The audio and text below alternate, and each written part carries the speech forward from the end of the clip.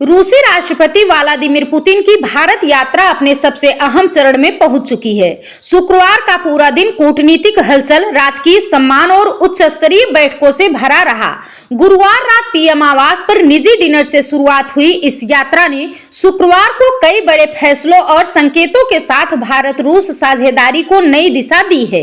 सुबह राष्ट्रपति भवन में पुतिन को 21 तोपों की सलामी, तीनों सेनाओं की ओर से गार्ड ऑफ ऑनर और राष्ट्रपति द्रौपदी मुर्मू व प्रधानमंत्री नरेंद्र मोदी की अगवानी के साथ भव्य सेरेमोनियल वेलकम दिया गया। इसके बाद पुतिन ने राजघाट पर महात्मा गांधी को श्रद्धांजलि दी और फिर सीधे हैदराबाद हाउस पहुंचकर प्रधानमंत्री मोदी के साथ द्विपक्षीय बैठक शुरू की। करीब 2 घंटे चली इस बैठक में रक्षा, ऊर्जा, व्यापार, शिपिंग, कनेक्टिविटी, खाद्य रसायन सहयोग और शांति प्रयासों पर गहन चर्चा हुई।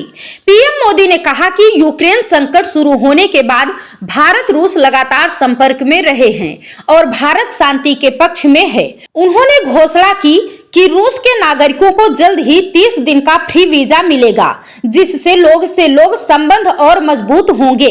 प्रधानमंत्री नरेंद्र मोदी ने बताया कि दोनों देशों ने 2030 के लिए व्यापक आर्थिक सहयोग कार्यक्रम पर सहमति बनाई है और शिप बिल्डिंग, यूरिया उत्पादन, ऊर्जा सुरक्षा, फर्टिलाइजर सेक्टर तथा अंतर्राष्ट्रीय कनेक्टिविटी जैसे क्षेत्रों में बड़े अवसर खुल रहे हैं। उन्होंने कहा कि भारत रूस संबंध ध्रुव तारे की तरह स्थिर और समय की कसौटी पर खरे उतरे हैं। वहीं प्रेस ब्रीफिंग में राष्ट्रपति व्लादिमीर पुतिन ने कहा कि भारत रूस संबंध भरोसे और सम्मान पर टिके हैं और दोनों देश 2030 तक $100 अरब व्यापार लक्ष्य प्राप्त करेंगे। उन्होंने यूक्रेन मुद्दे पर शांतिपूर्ण समाधान का समर्थन किया और कहा कि इस प्रक्रिया में अमेरिका भी शामिल है। पुतिन ने पीएम मोदी के आतिथ्य की सराहना करते हुए कहा कि आपके घर का भोजन बहुत अच्छा था। रूस ने न्यूक्लियर ऊर्जा, प्राकृतिक गैस, शिपिंग, रक्षा, आधुनिकीकरण और मेक इन इंडिया परियोजनाओं में सहयोग जारी रखने की पुष्टि की। दोनों नेताओं ने इस बात पर सहमति जताई कि भारत रूस साझेदारी एक बहुध्रुवीय विश्व व्यवस्था को मजबूत करेगी। शुक्रवार को कुल 6 बड़े समझौतों पर हस्ताक्षर हुए।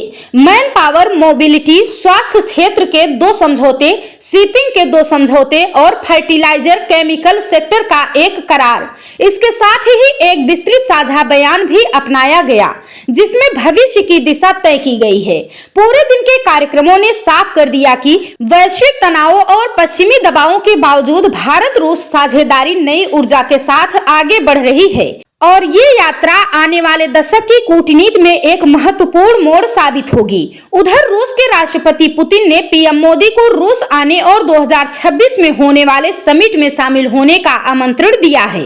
इस आमंत्रण से संकेत मिलता है कि भारत और रूस अगले साल भी अपने द्विपक्षीय संवाद को जारी रखेंगे, जो उनके सामरिक व आर्थिक रिश्तों को मजबूत बनाए रखने की रणनीति का हिस्सा है।